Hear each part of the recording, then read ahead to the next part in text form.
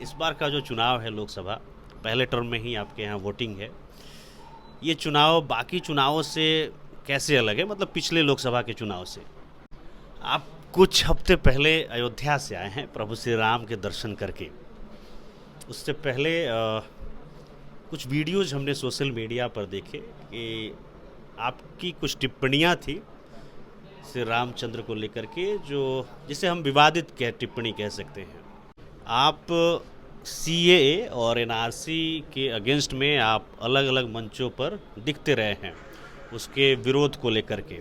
अब आप एनडीए के साथ हैं, प्रधानमंत्री नरेंद्र मोदी के सरकार के साथ हैं और चुनाव मैदान में हैं।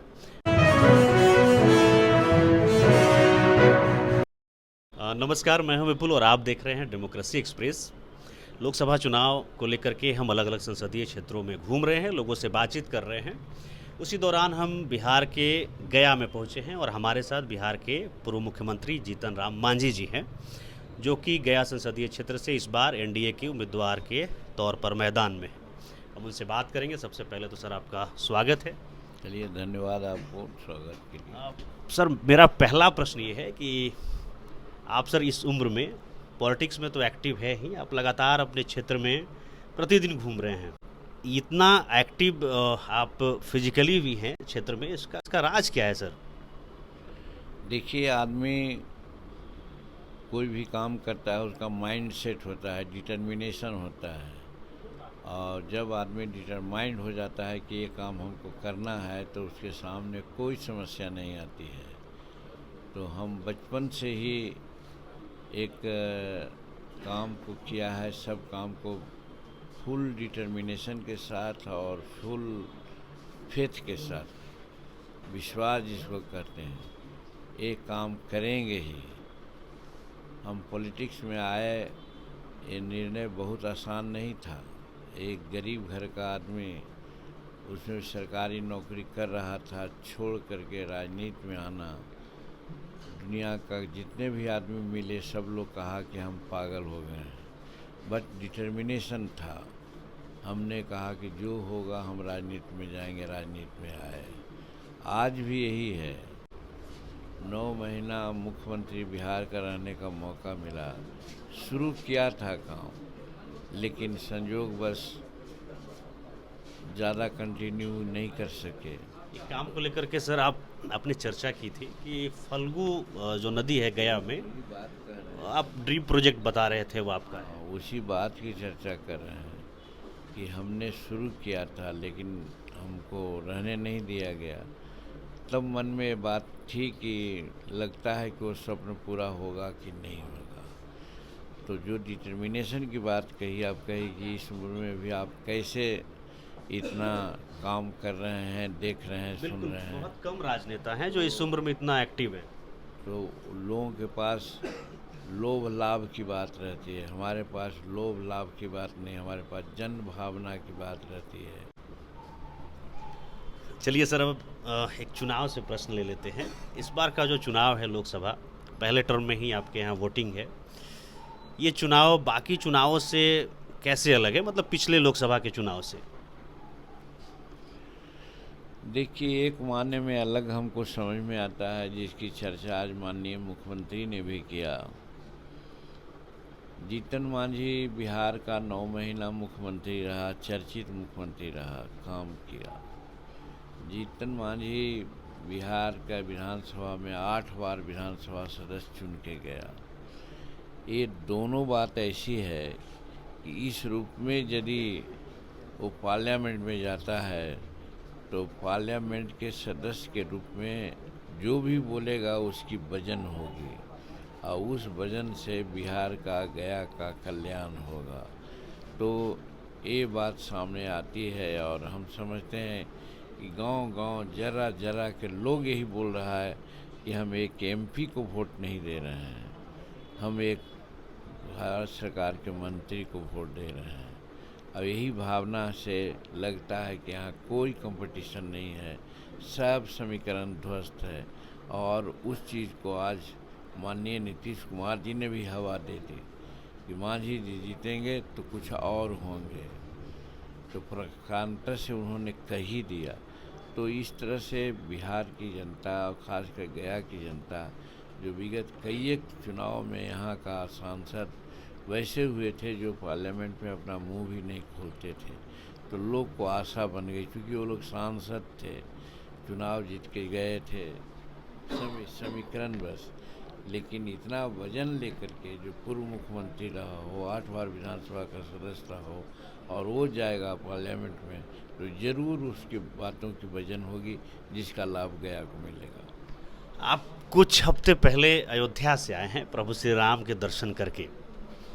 उससे पहले कुछ वीडियोज हमने सोशल मीडिया पर देखे कि आपकी कुछ टिप्पणियां थी श्री रामचंद्र को लेकर के, जो जिसे हम विवादित टिप्पणी कह सकते हैं। अभी क्या हुआ है कि आप में ये परिवर्तन है, आप अयोध्या जा रहे हैं, आप प्रभु श्री राम के दर्शन कर रहे हैं।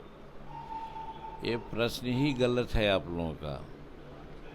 श्री राम का दर्शन करने अयोध्या हम गए तो कोई पहली बार नहीं गए। हम तिरुपति भी गए हैं, हम श्वेतवान रामेश्वर भी गए हैं, हम जगन्नाथ मंदिर के भी दर्शन किया है, हम माँ कामाख्या का भी दर्शन किया है, हम वैष्णो धाम के भी दर्शन किया है। तो ये कौन भावना से हमने दर्शन किया था? तब फिर अयोध्या की बात आई तो अयोध्या का भी दर्शन करने गए। इसके पहले हम भगवान शंकर का जो मंदिर है बनारस में, उसका भी दर्शन किए थे। सर जो आपकी टिप्पणियां हैं श्री राम को लेकर के, वो तो अभी सोशल मीडिया के अलग अलग प्लेटफॉर्म पर हम लोग देख रहे हैं। वो विरोधी लोग चलाते रहते हैं। हमने एक कोटेशन किया था, वो that is a matter of verification. हमने कहा था कि राहुल संस्कृत्यायन, जो संस्कृत के बहुत बड़े विद्वान थे, डिस्कवरी ऑफ इंडिया, जो जवाहरलाल की बहुत चर्चित किताब है, उसमें कहीं ये बातें आई है, हमने सुना है। ये बात हमने क्या कोट किया था। इसका कतई मतलब नहीं कि हम राम का विरोध किया, राम के अस्तित्व किया। एक किसी की आस्था से खिलवाड़ की बात होती है। हमारा बिहार और हिंदुस्तान आस्था प्रमुख राज्य देश है। एक मिट्टी के आकृति बना करके भी लोग पूजा करते हैं। और ये सगुनवाद और निर्गुणवाद का भी एक मामला है कि निर्गुण होते हैं कि बिना आकृति के पूजा करते हैं, और सगुनवाद होते हैं कि बिना मूर्ति के उनका पूजा हो नहीं सकती। तो ये तो फ़र्क है अपना पूजा करने की। जिनमें ताकत है, निर्गुण वाले लोग बहुत ताकत के होते हैं, जो पूजा करते हैं एक बिंदु देख करके, एक आकार देख करके, और सगुनवाद वाले होते हैं बिना मूर्ति के देखे पूजा कर नहीं सकते हैं। तो फ़र्क यहाँ पर है, ये नहीं कि हम वो पूजा करने वालों को कहें कि वो गलत। चलिए सर, एक आखिरी प्रश्न ले लेते हैं। आप CAA और NRC के अगेंस्ट में आप अलग अलग मंचों पर दिखते रहे हैं उसके विरोध को लेकर के। अब आप NDA के साथ हैं, प्रधानमंत्री नरेंद्र मोदी के सरकार के साथ हैं और चुनाव मैदान में हैं। अब आपका स्टैंड क्या है सर CAA और NRC को लेकर के? उस पर जब हम साथ होंगे तो आपस में विचार विमर्श होगा। विचार विमर्श के उपरांत जो रिजल्ट आएगा उसके अनुसार काम करेंगे। ठीक है, पहले हमने ऐसा सोचा था, बात किया था, वो भी एक सोच के तहत बात थी। आज जब हम NDA में हैं, NDA की सरकार है, NDA नरेंद्र भाई मोदी जी के नेतृत्व में भारत आगे बढ़ रहा है, तो एक मुद्दा को लेकर के अगर हम सारे वैसे मुद्दा को जिसके चलते देश का कल्याण होने वाला है, देश संसार का अग्रणी राज्य में स्थापित हो रहा है, आज चंद्रमा पर हम जा रहे हैं, दक्षिणी छोर पर जो कोई नहीं गया, अमेरिका उसके लिए पुरस्कार दिया है। आज नरेंद्र मोदी के आने के पहले भारत की आर्थिक व्यवस्था का कोई नंबर नहीं था, आज हम 5वां नंबर में आ गए हैं। आज G20 की बैठक होती है, राष्ट्राध्यक्ष आते हैं और नरेंद्र मोदी जी को पैर छू के प्रणाम करते हैं। ये सारी बातें ऐसी है जिसको हम कह सकते हैं कि जो छोटी छोटी बातें हैं उसको दरकिनार किया जा सकता है। और मोरोवर जब हम लोग साथ बैठेंगे तो इस पर विचार करेंगे। अगर विचार के उपरांत जो बात बनेगी उसके अनुसार कार्रवाई होगी। आपका स्टैंड अभी वही है जो पहले था? एक ही बात तो हमने कहा कि सोच की बात है, अब समझदारी की बात है। पहले हम लोग आपस में बात करने की स्थिति में नहीं थे, इसलिए कुछ बातें होती थी। आज हम बात करने की स्थिति में हैं। हो सकता है वो तर्क में ऐसी बात आ जाए जो आज है एनडीए का ये है रुख है, हो सकता है उसी के साथ हम चलें, लेकिन that is a matter of deliberations, विचार विमर्श की बात है। पहले हम नहीं थे इनके साथ, इसलिए ये बातें अपने एक ढंग से करते थे। आज जब हैं तो विचार होगा, विचार के उपरांत बातें आएगी, उसके अनुसार कार्रवाई करेंगे। चलिए सर, हमसे बातचीत करने के लिए बहुत बहुत धन्यवाद। अ, ये थे हमारे साथ बिहार के पूर्व मुख्यमंत्री जीतन राम मांझी जी, जिनसे हम चर्चा कर रहे थे इस बार के लोकसभा चुनाव को लेकर के, क्योंकि वो गया संसदीय क्षेत्र से चुनावी मैदान में हैं। आपको ये बातचीत कैसी लगी आप हमें ज़रूर बताएं। बाकी ऐसे ही वीडियोज़ के लिए, खबरों के लिए आप देखते रहिए डेमोक्रेसी एक्सप्रेस।